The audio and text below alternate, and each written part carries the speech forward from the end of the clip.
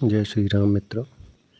जैसा कि रामायण अवश्य सुने कि पिछले अध्याय में मैंने बताया था कि रावण सीता का हरण कर चुका है और अब राम और लक्ष्मण दोनों मिलकर सीता जी की खोज में निकल चुके हैं।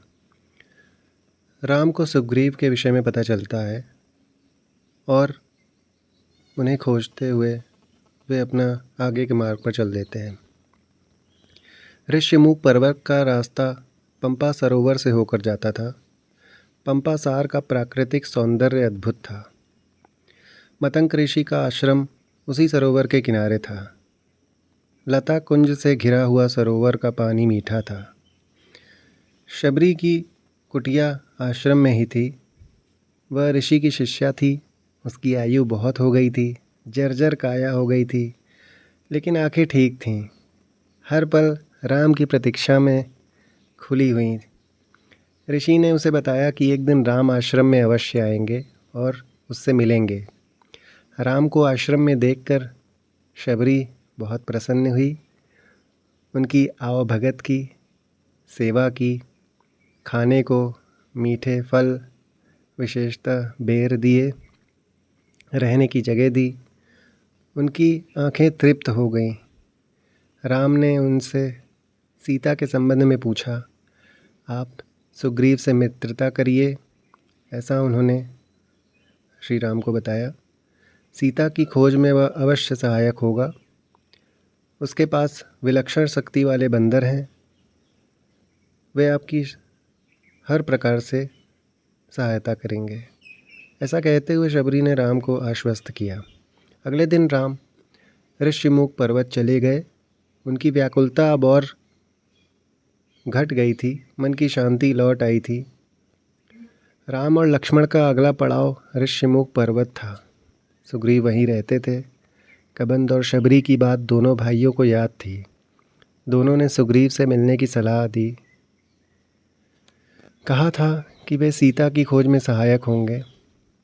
दोनों राजकुमार शीघ्रता से वहां पहुंचना चाहते थे। सुग्रीव का मूल निवास ऋष्यमुख पर्वत नहीं था, किष्किंधा था। ऋष्यमुख में वह निर्वासन में अपना समय बिता रहे थे। सुग्रीव किष्किंधा के वानर राज के छोटे पुत्र थे। बड़े भाई का नाम बाली था। पिता के न रहने पर ज्येष्ठ पुत्र बाली राजा बना। पहले दोनों भाइयों में बहुत प्रेम था। राजकाज में किसी बात को लेकर मनमुटाव हुआ, फिर झगड़ा हो गया।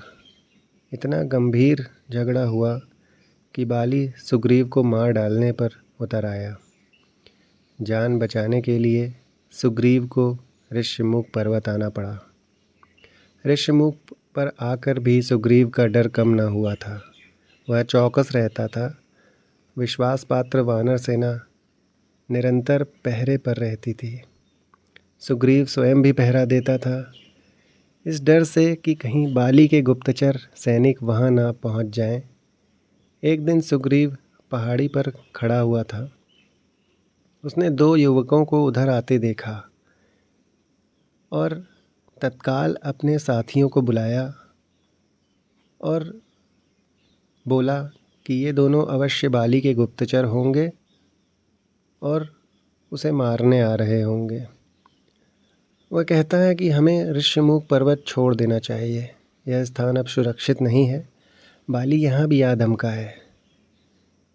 मैंने दो युवकों को इधर आते देखा है। उनके हाथों में धनुष है। सुग्रीव घबराया हुआ था, पर उसके प्रमुख साथी हनुमान इससे सहमत नहीं थे। वे कहते हैं, मैं जाकर पता लगाता हूँ कि वे कौन हैं। बाली की सेना में एक ऐसे सैनिक नहीं है। हनुमान ने भी दोनों युवकों को देख लिया था। हनुमान पर सुग्रीव को पूरा भरोसा था। उसने उनकी बात मान ली। राम और लक्ष्मण पहाड़ी पर चढ़ते चढ़ते थक गए थे। वे पहाड़ी सरोवर के पास थे। वे वहाँ रुके, अपनी थकान मिटाई, मुंह हाथ धोने लगे। तभी भेष बदलकर हनुमान जी वहाँ पहुँच गए। शिष्टता से प्रणाम किया। पूछा, आप दोनों कौन हैं? वन में क्यों भटक रहे हैं? आपका भेष मुनियों जैसा है, लेकिन चेहरे से राजकुमार लगते हैं। हम सुग्रीव से मिलने जा रहे हैं। हमें उनकी सहायता की आवश्यकता है। क्या आप उन्हें जानते हैं? ऐसा राम ने विनम्रता से पूछा। प्रारंभिक बातचीत में ही हनुमान स्थिति भांप गए। वे अपने मूल रूप में आ गए। प्रणाम करते हुए बोले, मैं हनुमान हूँ, सुग्रीव का सेवक। उन्होंने आपका परिचय जानने के लिए यहाँ भेजा था। लक्ष्मण ने उन्हें अपना परिचय दिया, वन में आने का कारण बताया। यह भी बताया कि वे कबंद और शबरी की सलाह पर आए हैं सुग्रीव से मिलने के लिए एवं उनकी सहायता मांगने के लिए। हनुमान के चेहरे पर हल्की सी मुस्कुराहट आ गई। कोई उससे सहायता मांगने आया है जिसे स्वयं सहायता चाहिए। हनुमान समझ गए, राम और सुग्रीव की स्थिति एक जैसी है। दोनों को एक दूसरे की सहायता चाहिए। वे मित्र हो सकते हैं। एक अयोध्या से निर्वासित है, दूसरा किष्किंधा से। एक की पत्नी को रावण उठा ले गया है, दूसरे की पत्नी उसके खुद के भाई बाली ने छीन ली है। दोनों के पिता नहीं हैं।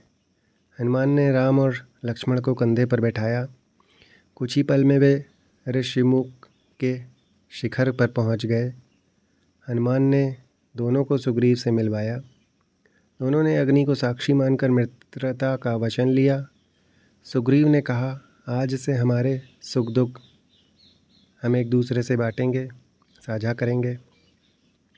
राम ने सुग्रीव को सीता हरण के विषय में बताया तो सुग्रीव अचानक उठ खड़े हुए। उन्हें कुछ याद आया। वे बोले, वानरों ने मुझे एक स्त्री के हरण की बात बताई थी।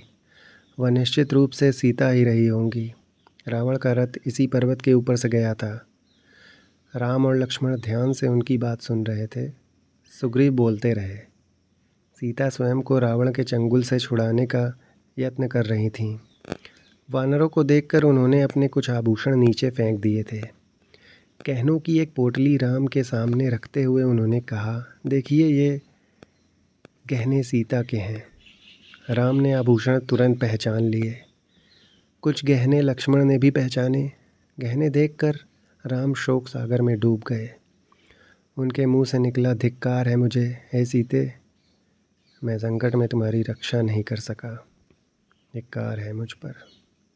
मेरा पौरुष, बल, पराक्रम, ज्ञान तुम्हारे काम नहीं आया। सुग्रीव ने उन्हें सांत्वना दी। सीता अवश्य मिल जाएंगी। मैं हर प्रकार से आपकी सहायता करूंगा मित्र। रावण का सर्वनाश निश्चित है। राम के बाद सुग्रीव ने अपनी व्यथा कथा सुनाई। बाली ने मुझे राज्य से निकाल दिया है, मेरी स्त्री छीन ली, मेरा वध करने की चेष्टा कर रहा है। संकट के समय हनुमान, नल और नील ने मेरा साथ दिया, मुझे कभी नहीं छोड़ा। उसने राम से सहायता मांगी। राम बोले, चिंता मत करो मित्र, तुम्हें अपना राज्य में मिलेगा और स्त्री भी। राम देखने में सुकुमार थे। उन्हें देखकर उनकी शक्ति का पता नहीं चलता था। सुग्रीव को राम के आश्वासन पर भरोसा नहीं हुआ। बाली महाबलशाली है, उसे हराना इतना आसान नहीं है। वह शाल के 7 वृक्षों को एक साथ झकझोर सकता है। राम ने कोई उत्तर नहीं दिया। धनुष उठाया और तीर चला दिया। शाल के 7 विशाल वृक्ष एक ही बार से कटकर गिर पड़े। इस शक्ति प्रदर्शन पर सुग्रीव ने हाथ जोड़ लिए। राम ने कहा, मित्र, अब तुम्हें चिंता की कोई आवश्यकता नहीं है। अब विलंब कैसा? बाली को युद्ध के लिए ललकारो। किष्किंधा की राजगद्दी का निर्णय उसी युद्ध में हो जाएगा। सुग्रीव चिंतित हो गए। युद्ध में बाली को हराना असंभव था। राम बोले, चिंता मत करो मित्र, मैं पेड़ की ओट से युद्ध देखूंगा। जब तुम पर संकट आएगा तुम्हारी सहायता करूंगा। बाली की मृत्यु मेरे ही बाण से होगी, वह मारा जाएगा। ऐसी योजना बनाकर सब किष्किंधा पहुंच गए। सुग्रीव आगे था, राम, लक्ष्मण और हनुमान छिप गए थे। मेरे पीछे राम की शक्ति है, सोचते हुए उसने बाली को ललकारा। बाली के क्रोध की सीमा न रही। वह गरजता हुआ निकला, आज शिकार स्वयं मेरे मुंह तक आया है, मैं तुझे नहीं छोड़ूंगा। भीषण मल्ल युद्ध हुआ बाली और सुग्रीव के बीच में। दोनों एक दूसरे से गुथ गए। युद्ध में बाली भारी पड़ रहा था। लगता था सुग्रीव का अंत निश्चित है। राम पेड़ के पीछे खड़े हुए थे, धनुष हाथ में थे, पर उन्होंने तीर नहीं चलाया। सुग्रीव वहाँ से किसी तरह जान बचाकर भागा। सीधा ऋषिमुख पर्वत आकर रुका। राम, लक्ष्मण और हनुमान भी लौट आए। सुग्रीव राम पर कुपित था। यह धोखा है, आपने मेरे साथ धोखा किया। समय पर बाण नहीं चलाया। मैं नहीं भागता तो आज वह मुझे मार ही डालता। राम की कठिनाई दूसरी थी। वे दुविधा में थे। दोनों एक जैसे, चेहरे मिलते जुलते, कद काठी भी एक जैसी। उन्होंने सुग्रीव को यही समझाया कि तुम दोनों एक जैसे दिख रहे थे। मुझे समझ में ही नहीं आया, पहचान ही नहीं पाया। बिना पहचाने बाण चलाता तो वह तुम्हें भी लग सकता था। मैं इस चूक के लिए तैयार नहीं था। मैं अपने मित्र को खोना नहीं चाहता था। लक्ष्मण ने समझा बुझाकर सुग्रीव को तैयार किया एक और युद्ध के लिए। राम ने कहा, जाओ मित्र, इस बार बाली को पहचानने में चूक नहीं होगी। इस बार उसका अंत निश्चित है। सुग्रीव डरा हुआ था, घबराहट थी, पर राम के कहने पर तैयार हो गया। किष्किंधा पहुंचकर उसने बाली को चुनौती दी, ललकारा। बाली को सुग्रीव का यह साहस समझ में नहीं आ रहा था। वह अंतःपुर में था, अपनी पत्नी रानी तारा के साथ। बाली जाने लगा तो तारा ने उसे समझाने का प्रयास किया, जाने से मना किया। बाली ने उसकी बात नहीं मानी। पैर पटक कर बाहर आया। क्रोध से उबल रहा था वो। बाली ने हाथ हवा में उठाया, मुट्ठी भींची हुई थी। वह एक घूंसे से सुग्रीव का मुंह फोड़ देना चाहता था, काम तमाम कर देना चाहता था। तभी राम का बाण उसकी छाती में लगा। वह लड़खड़ा कर गिर पड़ा। बाली के गिरने पर राम, लक्ष्मण और हनुमान पेड़ों की ओर से बाहर निकल आए। आनन फानन में राज्याभिषेक की तैयारियां की गईं। सुग्रीव को राजगद्दी मिली। राम की सलाह पर बाली के पुत्र अंगद को युवराज का पद दिया गया। राम ने सुग्रीव के लिए संबोधन बदल दिया। राजगद्दी पर बैठने के बाद उन्हें मित्र नहीं कहा, वानर राज कहकर संबोधित किया। सुग्रीव का मन था कि राम कुछ समय वही रहें उनके साथ। राम ने मना कर दिया, कहा, यह पिता की आज्ञा के विरुद्ध होगा। उन्होंने मुझे वनवास दिया है, मैं वन में ही रहूँगा। राम किष्किंधा से लौट आए। वर्षा ऋतु के कारण आगे जाना कठिन था। लंकारोहण कुछ समय के लिए स्थगित कर दिया गया। इस अवधि में वे प्रश्वर पहाड़ पर रहे। वर्षा ऋतु बीत गई। राम प्रतीक्षा कर रहे थे, सुग्रीव की वानर सेना अब आएगी, अब आएगी, सीता की खोज के लिए। सुग्रीव ने राज तिलक के दिन राम को इसका आश्वासन दिया था, लेकिन वे अपना वचन भूल गए। राग रंग में उलझ गए। राम चिंतित थे और दुखी थे। हनुमान को सुग्रीव का वचन याद था। राज तिलक के दिन वे वहीं थे। उन्होंने सुग्रीव को याद दिलाया। सुग्रीव ने वानर सेना एकत्र करने का आदेश दिया। यह काम सेनापति नल को सौंपा गया। 15 दिन और बीत गए, लेकिन सेना राम के पास नहीं पहुंची। राम सुग्रीव के इस व्यवहार से क्षुब्ध थे। क्रोध में उन्होंने सुग्रीव के विनाश तक की बात कही। राम को चिंतित देख लक्ष्मण से न रहा गया। उन्होंने धनुष उठाया तो राम ने उन्हें रोक दिया। कहा, सुग्रीव को बस समझाना है, वह हमारा मित्र है। लक्ष्मण किष्किंधा चले गए सुग्रीव को समझाने। वहाँ पहुंचकर उन्होंने धनुष पर प्रत्यंचा चढ़ाई, डोरी खींचकर छोड़ी। उसकी टंकार से सुग्रीव कांप गया। धनुष की टंकार सुनते ही उसे राम को दिया वचन पुनः याद आ गया। तत्काल तारा ने सलाह दी कि वे जाकर राम से मिलें, क्षमा याचना करें। सुग्रीव ने ऐसा ही किया। राम के पास जाने से पूर्व सुग्रीव ने हनुमान को आवश्यक निर्देश दिए, वानर सेना एकत्र करने का आदेश दिया। इस बार सुग्रीव सेना एकत्र होने तक नहीं रुके, तुरंत निकल पड़े लक्ष्मण के पीछे पीछे। राम के सामने जाकर भयभीत वानर राज ने उनसे क्षमा मांगी, अपनी चूक होने का रोष प्रकट किया। राम ने उन्हें उठाकर गले लगा लिया। राम और सुग्रीव बात ही कर रहे थे कि उछल कूद करती वानर टोलियाँ वहाँ आ पहुँची।